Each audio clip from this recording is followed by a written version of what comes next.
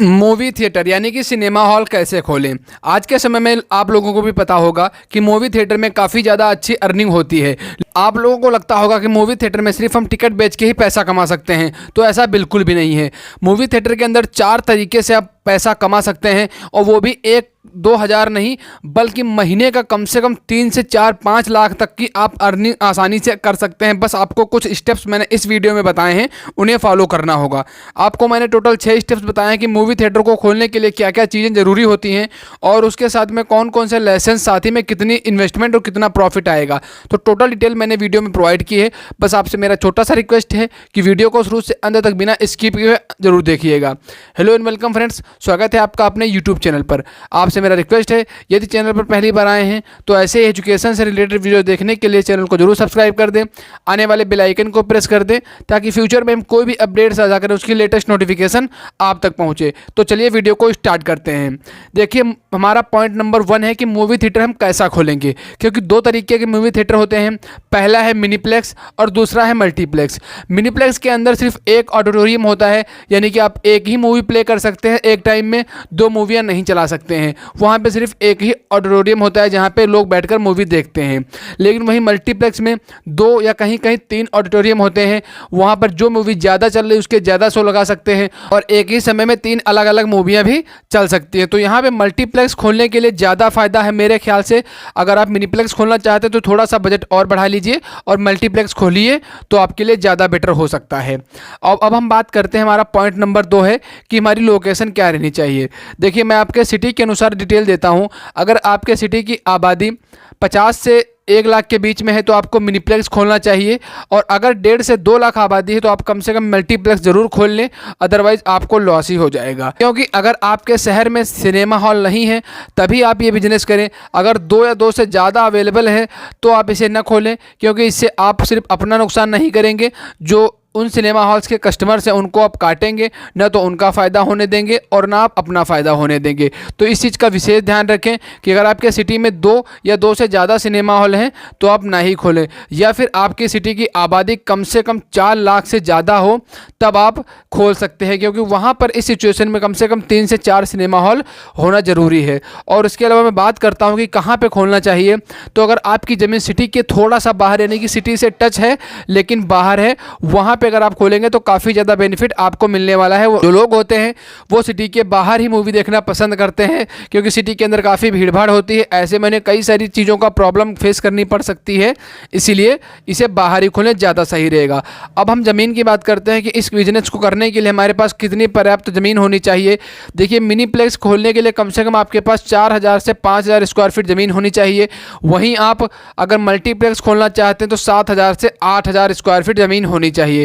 और इसमें सिर्फ ऐसा मैं इसलिए कह रहा हूं, इसमें सिर्फ आप सिनेमा हॉल नहीं खोलेंगे, इसमें बाइक और गाड़ी की पार्किंग भी अवेलेबल आपको करानी पड़ेगी, चाहे वो मिनीप्लेक्स हो या फिर मल्टीप्लेक्स हो। इसीलिए इतनी ज़मीन आपके लिए काफ़ी हो जाएगी। तो चलिए, हमारा पॉइंट नंबर 3 है। अब हम बात करते हैं कौन कौन से लाइसेंस की हमें इसमें नीड पड़ेगी।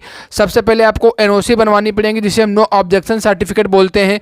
आपको अपने डिस्ट्रिक्ट के फायर डिपार्टमेंट से एक ये लेनी पड़ेगी, और DM ऑफिस से आपको लेना पड़ेगा, और साथ ही में फिल्म सेंसर बोर्ड जो होते हैं उनसे एक आपको लाइसेंस बनवाना पड़ेगा, और एक एक्साइज डिपार्टमेंट जो होता है उनसे आपको लेना पड़ेगा।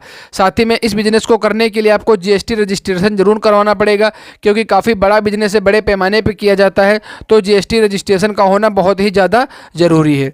तो चलिए, अब हम बात करते हैं पॉइंट नंबर 4 की। सिनेमा हॉल का जो नक्शा है, इंटीरियर डिज़ाइन है, वो हम किस तरीके से करें, क्योंकि हर व्यक्ति इसका डिज़ाइन नहीं कर सकता। जो नॉर्मल इंजीनियर्स होते हैं वो भी इसे डिज़ाइन नहीं करना चाहते।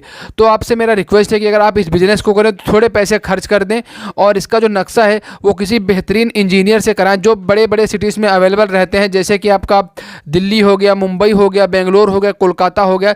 ऐसे जगह आपको ये इंजीनियर्स मिल जाएंगे, और उन लोगों से ही अलग अलग तरीके के जो नक्शे होते हैं वो आप देखिए, और जो आपको पसंद है वो नक्शा अपने थिएटर का बनवा लें, क्योंकि मेन जो रोल होता है वो थिएटर के नक्शे का ही होता है। अगर वो बेहतरीन तरीके से डिज़ाइन हुआ होगा तो लोग वहाँ पे आना ज़्यादा पसंद करेंगे। और इसके अलावा मैं बात करता हूँ कि इन लोगों से आप कैसे इंजीनियर से कांटेक्ट कर सकते हैं। तो आप indiamart.com पर जाकर के सीधा इनसे कांटेक्ट कर सकते हैं, उनकी डिटेल्स दी होती हैं और उनसे आप डायरेक्ट मिल भी सकते हैं।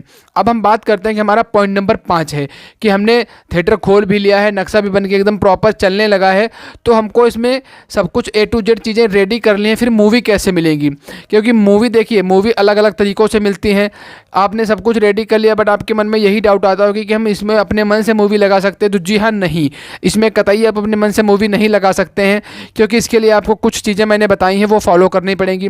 देखिए, जब फिल्म आती है तो उसमें आपने देखा होगा कई सारी कंपनी मिलकर उसको मूवी को बनाने में हेल्प करती हैं, अपना फंड इन्वेस्टमेंट करती हैं, और इसीलिए वो जब मूवी रिलीज़ होती है तो उन कंपनियों से आप डायरेक्ट मूवी खरीद सकते हैं। जैसे कि धर्मा प्रोडक्शन हो गया, यश राज फिल्म्स हो गया, रिलायंस प्रोडक्शन हो गया, ऐसे कई सारी चैनल हैं, कई सारे कंपनीज़ हैं जो इस मूवीज़ को सेल करती हैं, उनसे आप डायरेक्ट खरीद सकते हैं और इसी तरीके से आप सारी की सारी फिल्में ले सकते हैं।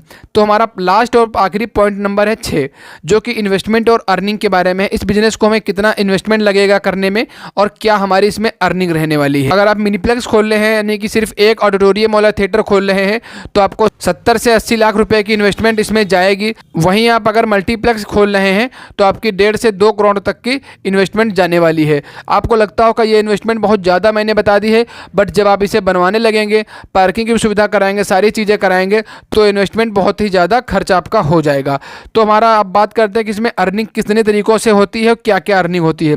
देखिए, आपको सिर्फ यही लगता होगा कि सिर्फ टिकट बेच के ही पैसे कमा सकते हैं, तो ऐसा बिल्कुल भी नहीं है। इसमें हम 4 तरीके से पैसे कमा सकते हैं। कि पहला चीज़ है जो कि फूड रेस्टोरेंट है। अब आपको सुनने में यही लगेगा कि यार हम फूड बेचकर कितना उसके अंदर कमा लेंगे। तो देखिए, अगर बाहर आप कोई समोसा खरीदेंगे तो वो समोसा 10 रुपये का मिलता है, लेकिन वहीं आप अंदर अगर खरीदेंगे उसे तो 40 से 50 रुपये का समोसा आपको मिलेगा।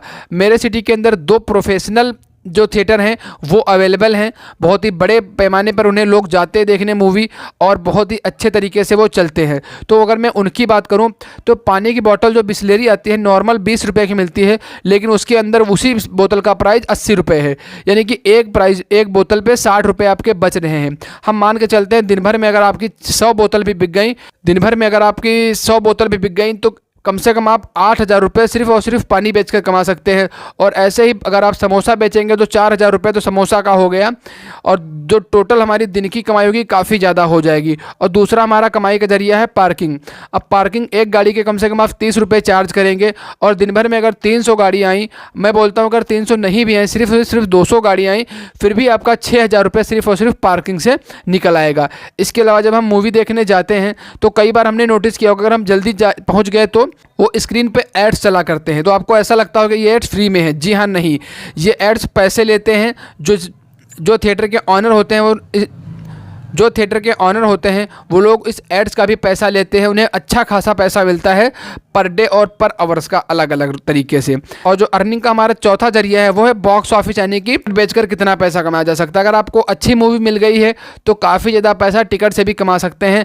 अगर आपको महीने में सिर्फ एक ही मूवी अच्छी मिल जाती है, फिर भी आपकी जो अर्निंग है वो कम से कम, मैं बता रहा हूँ, तो 7 से 8 लाख रुपये पर मंथ के हिसाब से हो जाती है। बस ये है कि अगर मूवी सही मिल जाए तो गाइस, इस वीडियो में इतनी इन्फॉर्मेशन थी। उम्मीद करता हूँ वीडियो पसंद आया होगा। अगर पसंद आया तो वीडियो को लाइक और चैनल को जरूर सब्सक्राइब कर दें। हम मिलते हैं किसी नए टॉपिक पर, तब तक के लिए धन्यवाद।